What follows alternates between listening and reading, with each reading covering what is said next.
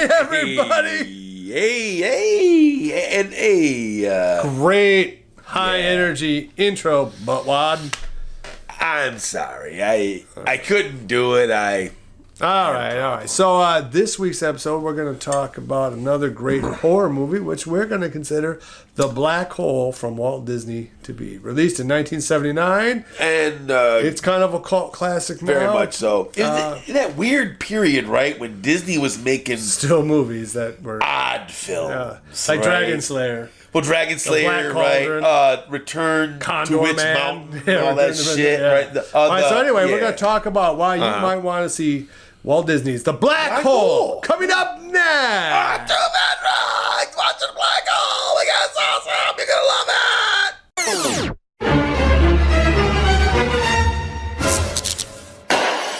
Okay, so we're already off to the worst show we've ever done again, somehow. I'm working on it. What do you want me to do? I'm trying to make it as bad as I can. Right, so this is another in our series of movies that are great that end in the year 9. Seemingly like there's such a dense pack of movies there's always in the 9s. Really good movies in the year that ends with 9. Right. And 1959 was North by Northwest. Mm-hmm.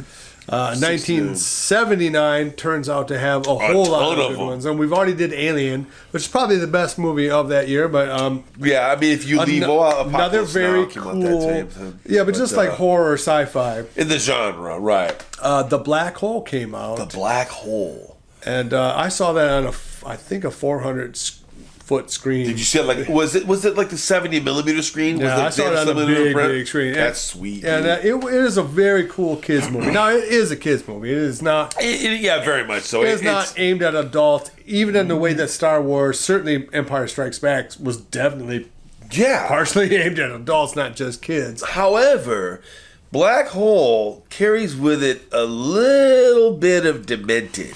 Oh no! Like the things that happen are like. But that was not the film's intent. I mean, when I was like, hey, it's a kid's version of Star Wars. Now, if you've ever seen the film, or as we go on talking about it, Gary Johnson, I guess, the director of it. Gary Nelson. Gary Nelson. Yeah. Gary Johnson is the president. We'll go over the great cast in a second, but it actually went into production before Star Wars did. Did it? Now, I didn't know that. Yeah, that's true. Very interesting. And it just the special effects took so long to do because Walt Disney, Buena Vista did all the special effects. Well, guess what? Yeah. ILM was ILM. They were right. They were kind of there. They were becoming ILM on Star Wars. Right there. Right. And boy, did they ever. Star Wars remains the greatest special effects achievement of all time. There's not even a close number 2. It's just such an amazing movie in terms of overall production. But the Buena Vista effects. But because it came out so Star Wars, 77? So. Right, so they had. So then you have Alien, and then you have the Black Hole. Right. So what you're saying? A lot of people, of course, compared the Black Hole to Star Wars. Well, it's just not that kind of movie, man. It really is. Because it is a bizarre mix of this kind of aw shucks Walt Disney movie production value and character and casting, and really bizarro like. Hell of Dante. You know what it is? Bizarro shit. I'm going to tell you what it's a gothic sci-fi film.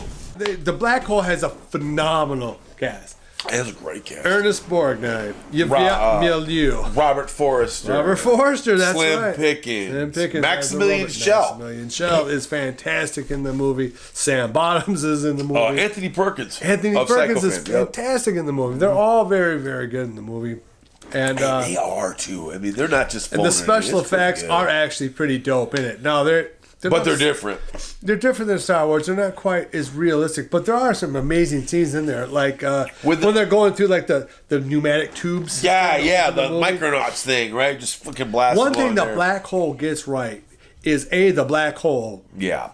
Is awesome in the movie. It looks fantastic. It's the effect. It's the film. And the Cygnus, I believe, is the name of the ship that this all happens. Right, which looks a lot like the Eiffel Tower. Yeah, like the whole thing looks like a giant Eiffel Tower. What you do get a sense of in that film, particularly if you can see it on the biggest TV you can or like a projection screen, is scale.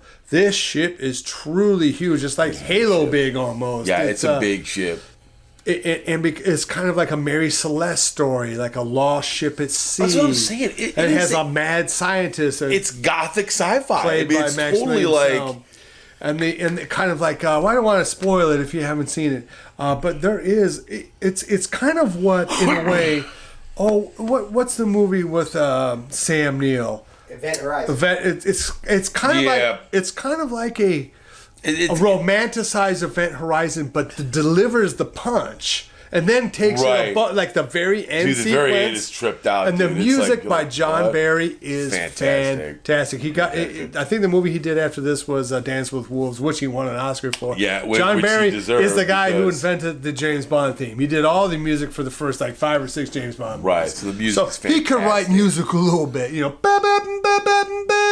Yeah. That's John Barry. He's fantastic. Composer. And yeah, the script is a little it goes trippy, dude. I'm not saying it would scare a 12-year-old, but it could. It would scare an 8-year-old. It could creep on an 8-year-old. It could. Like if they watch Maximilian is a scary villain. There is some scary stuff in it. Now there's some wildly impossible things, like the robot has ESP with one of the other things. Yeah, that's a whole thing. And then like the shots with the robots like going across. There are scenes in the movie where a ship is blown up and it's open to space, and yet they're just walking around like they're not immediately sucked out into space. You know what though? The blasters they had, the up and down blasters, the sound effect for that was used in G.I. Joe like forever. That was totally like Cobra's sound effect was that. That particular laser sound. Black Hole had some really good sound effects. Very distinctive, which were right? Stolen which were sweet, dude. Yeah. And don't forget, the absolute money shot that they did for that was the meteorite slow rolling through the fucking log. That's actually pretty damn sweet because they got to get across the walkway. Yeah, there's some good stuff in there. And it's rolling. That's pretty good. And you know what I'll say about the movie too? You can't really tell what's getting ready to happen. There's no way you can predict the ending of the black hole if you've never seen the black hole. It's its own story, dude. You're like, wow, really? It's a kind of a story that they would never do now, and I can tell that because they were going to let the guy who did Tron 2 direct the remake of the Black Hole, and then I don't know, he touched a nerve, or Tron 2 didn't make enough money. I don't know, but they ended up. I would love. Are they doing a Black Hole 2? Not now, they're not. They were getting there. It was on the palette. I would have saw it. Man. I would have saw it. Shit. It's just a remake of it because. You could see it being remade now, even like Lost in Space, the movie. It's kind of like you can do it right. Like, although if they never remade it, that'd probably be fine too. Because I mean, it had the brilliant kind of Technicolor, VistaVision or whatever. It was unique. Yeah, it's a unique film. It really is nothing quite like it. The Black Hole's not a horror film. The hell, it's not. No, it's actually mostly a horror film. Very horrific in terms of it's the hardest core Disney movie of all time. You got zombies.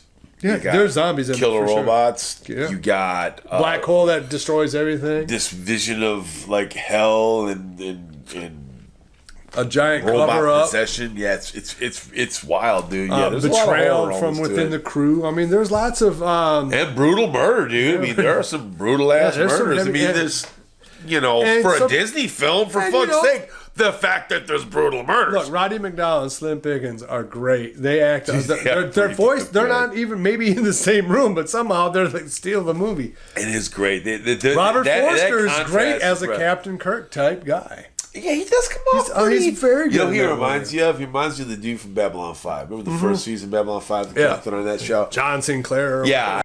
He was totally that, just real gruff, but like capable. You're like, yeah, I totally believe I can buy him, right. Yeah, I don't necessarily want to see him in a romantic film, but he works. But as a ship's captain, absolutely. 20,000 Leagues Beneath the Sea in space. Yeah, kind of. But even way more grim. Yeah, I mean, it just really. Yeah, it's like a Captain Nemo gone terribly wrong. Shit bat, right. So yeah, if you haven't seen The Black Hole, check it out, man. Check it out. It's something you can definitely watch with the kids if you have kids. Absolutely. It would be like nothing you've seen. I mean, it could give them a little bit of a for one or two parts. Yeah, they're a little intense, but be all right.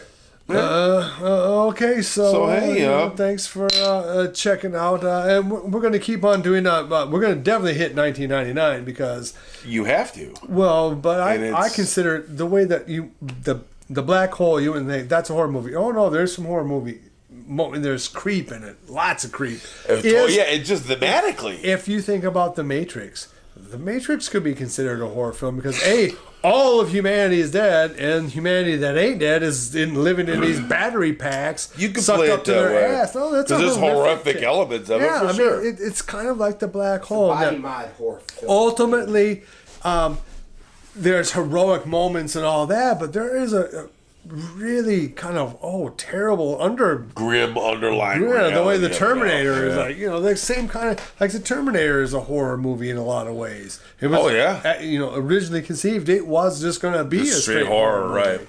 It only became an action movie, kind of. Well, it's just an action movie. Right, too much cool it's just shit turned to a robot, right? Anyway, keep on checking us out. Thanks for subscribing. Where our subscriber rate is going up, and that helps us, keep the content coming. Hit the notification bell up there in the corner if you want to keep seeing, disgusting wide bodies like Fatula over this here. Bullshit here. Check out our movie 5 Must Die on Amazon Prime. Put in the number 5 IVE because that's just what they decided to do. I had no control over that, but do that. We're going to be coming out with a new short film, Teddy Bear, hopefully to start May. And we go in pre-production. We are in pre-production for our next, our 6th full-length feature film. Tentatively titled Red Harvest. It's not going to be called that, but that's what we're calling it right now. Thanks for joining. Bye. Like, subscribe, share, love each other, and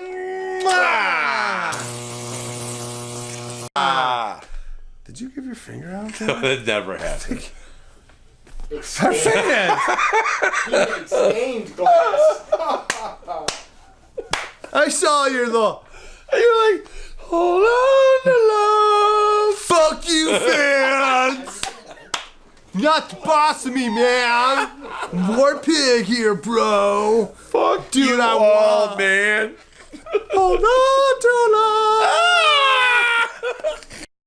Be sure to visit evilgeniusentertainment.com for exclusive content, swag, casting call news, and much, much more.